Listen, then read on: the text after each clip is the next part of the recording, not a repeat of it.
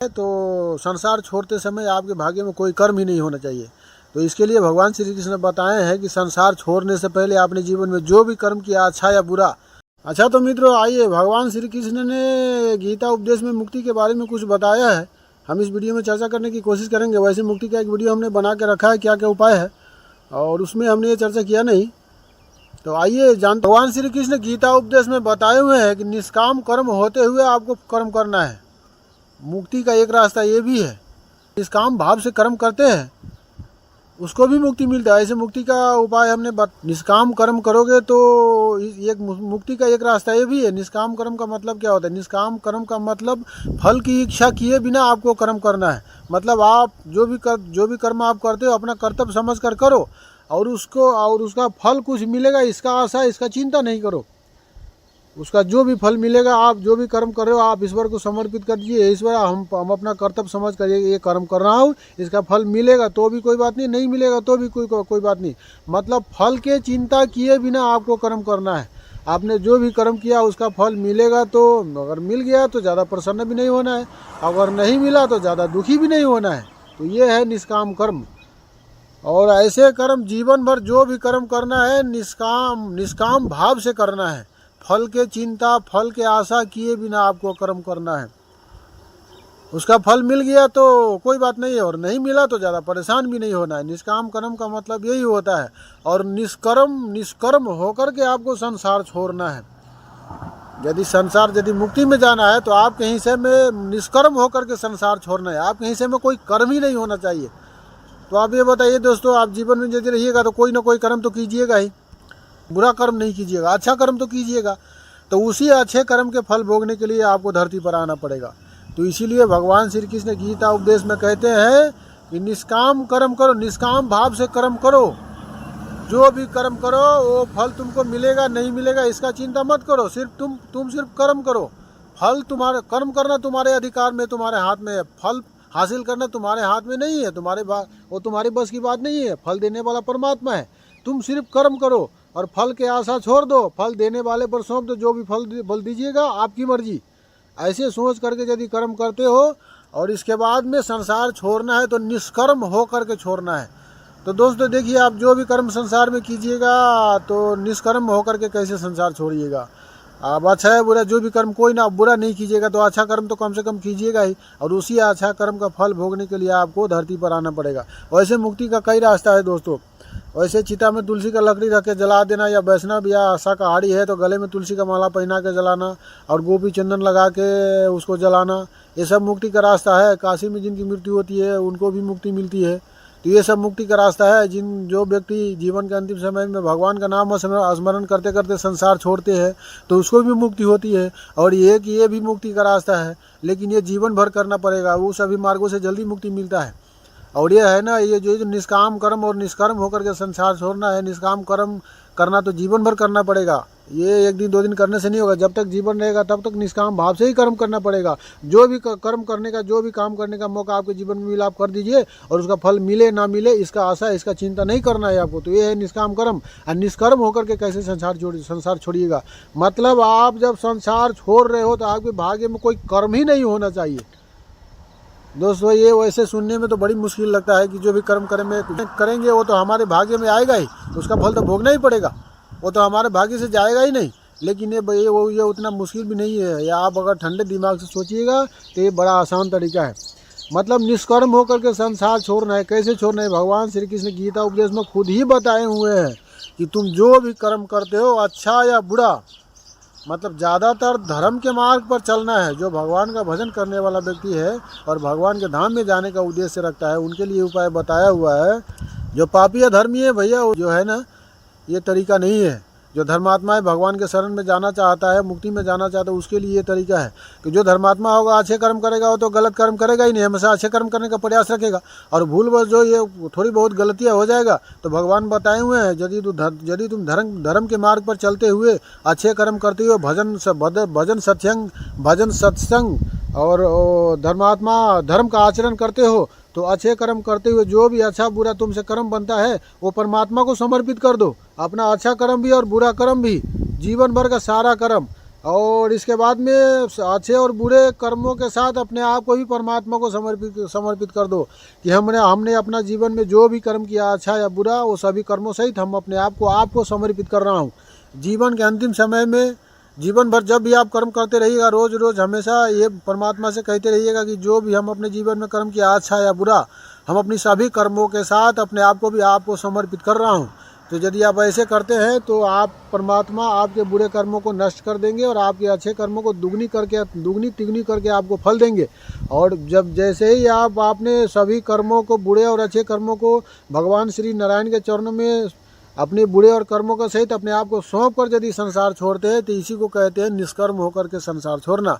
जैसे ही आप अपने जीवन के सभी कर्म, अच्छे या बुरे सभी कर्म, परमात्मा को समर्पित कर देते हैं अपने आप सहित, मतलब परमात्मा के चरण में समर्पित हो जाना है, तब ऐसे यदि कर देते तो इसी को कहते हैं निष्कर्म होकर के संसार छोड़ना। मतलब आपने जो भी अच्छे बुरे कर्म किया जीवन में, सब अपने आप, अपना खुद सहित अपने आप को भी आप सभी कर्मों के सहित परमात्मा के चरण में समर्पित कर दिया, तो आपके जीवन में कोई कर्म नहीं बचा। और जो भी कर्म आपने अच्छा किया, परमात्मा उसका दुगनी करके फल देंगे और बुरे कर्म को नष्ट कर देंगे।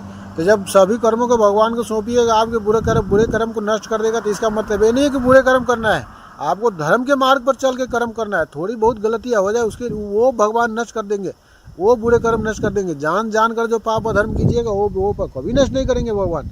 जो भूल बस जो भूल होता है वही भगवान क्षमा करेंगे या नष्ट कर देंगे। जानबूझ के जो पाप कीजिएगा उसका तो आपको प्रायश्चित, उसका तो आपको भुगतान ही करना पड़ेगा।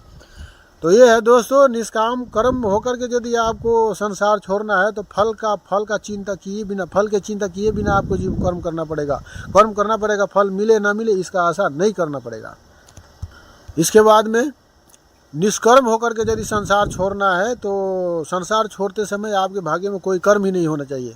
तो इसके लिए भगवान श्री कृष्ण ने बताए हैं कि संसार छोड़ने से पहले आपने जीवन में जो भी कर्म किया, अच्छा या बुरा, यदि आप भगवान का भक्त है, जीवन में भक्ति भजन का शरण आश्रय लिए हैं, तो आप अपने जीवन में जो भी अच्छा या बुरा कर्म किया, सभी कर्मों सहित अपने आप को भी परमात्मा के चरण में समर्पित हो जाइए, सभी कर्मों के सहित। जब तो ऐसे यदि बोल देते हैं, यदि ऐसे संकल्प आप करते हैं, तो जीवन के अंतिम समय में यदि आप ऐसा संकल्प कर लेते हैं तो इसी को कहते हैं कि आपके भाग्य में कोई कर्म नहीं बचेगा। इसके बाद आप मुक्ति में जाना आपके लिए।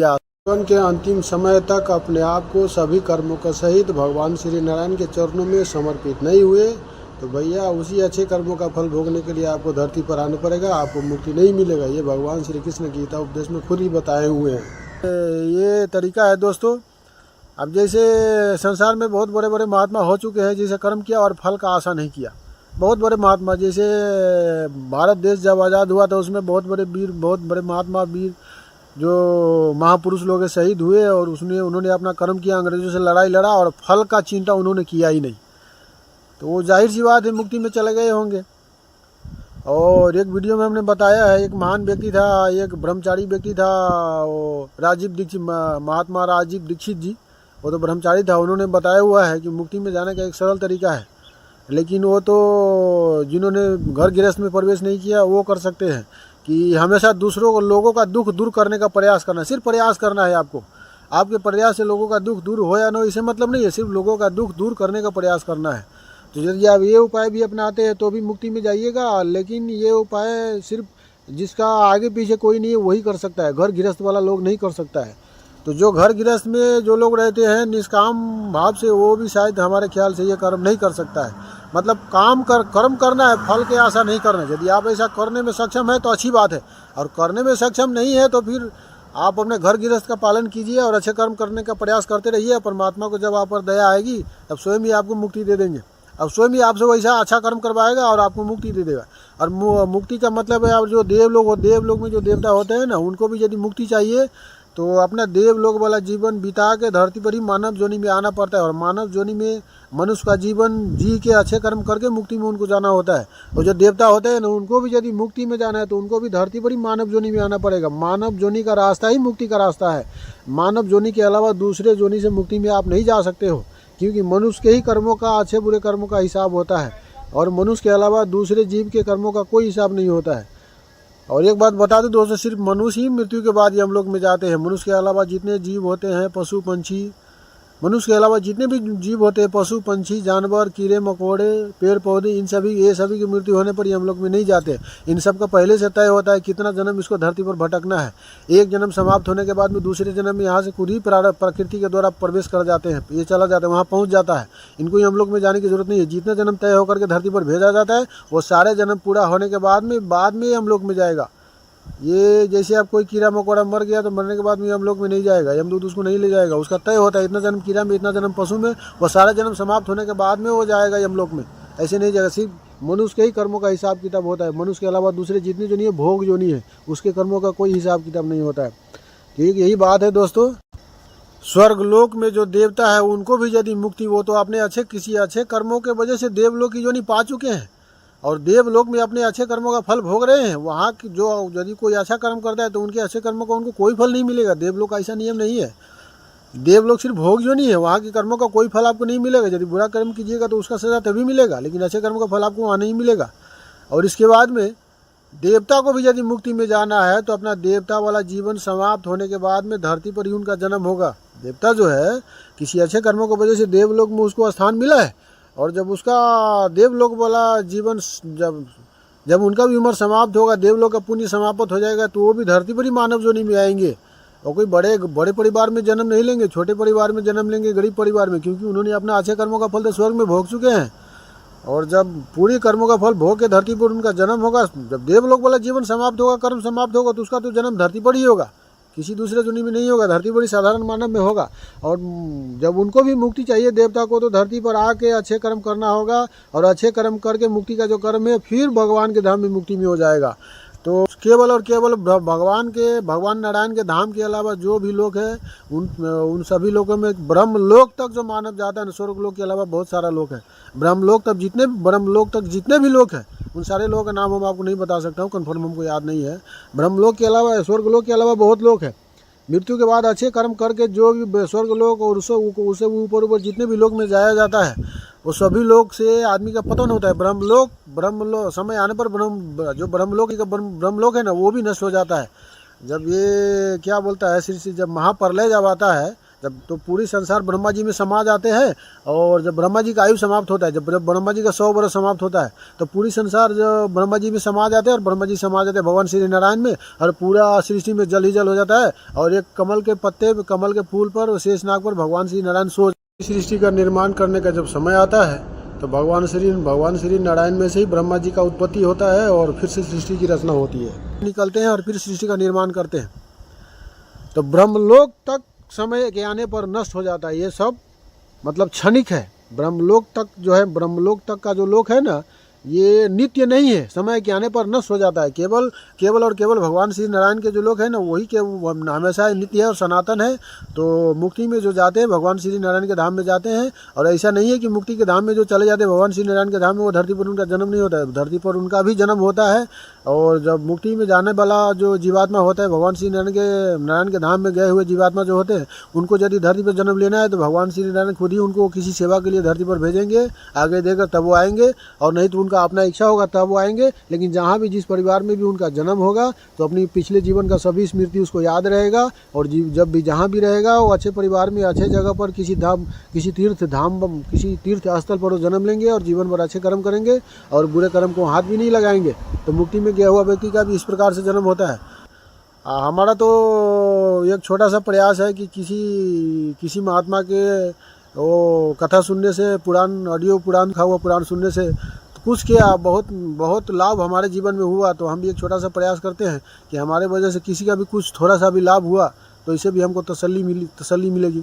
एक व्यक्ति ने फ़ोन करके बताया है कि तुम्हारा वीडियो हमको बहुत अच्छा लगता है। हम तो आशा छोड़ चुके थे, हम वीडियो बनाना बंद करने वाले थे, लेकिन जैसे ही हमारे गांव के किसी महान व्यक्ति ने बताया कि तुम्हारा वीडियो अच्छा लगता है, तो हौसला बढ़ गया। अब जब तक जीवन सलामत रहेगा, कोई ना कोई जानकारी हासिल करके वीडियो बना के देता रहूँगा। और आप लोग देखिएगा, जिसको भी अच्छा लगता है, जिसको अच्छा नहीं लगता उनका मर्जी है। अच्छा लगता है तो देखिएगा, एक भी लोगों को यदि अच्छा लगा, एक भी लोगों के जीवन में यदि बदलाव आता है, तो हमारा प्रयास सार्थक हुआ। अच्छा, तो मित्रों, इस वीडियो में इतना ही। आप हमारे वीडियो द्वारा और भी अच्छी जानकारी हासिल करना चाहते हो तो आप हमारे यूट्यूब चैनल में जाइएगा। हमारे यूट्यूब चैनल का लिंक हमारे फेसबुक प्रोफाइल में दिया हुआ है, और वो यूट्यूब चैनल का नाम भी हमने अपने फेसबुक प्रोफाइल में दिया हुआ है। और इसके बाद में हमारे फेसबुक यूट्यूब चैनल को सब्सक्राइब कीजिए, लाइक कीजिए, बेल आइकन की घंटी को दबा लीजिए ताकि हमारे वीडियो सबसे पहले आपके पास पहुंच सके। और यदि हमारे वीडियो यदि आप फेसबुक में देख रहे हैं तो हमारे फेसबुक चैनल को फॉलो कीजिए, लाइक कीजिए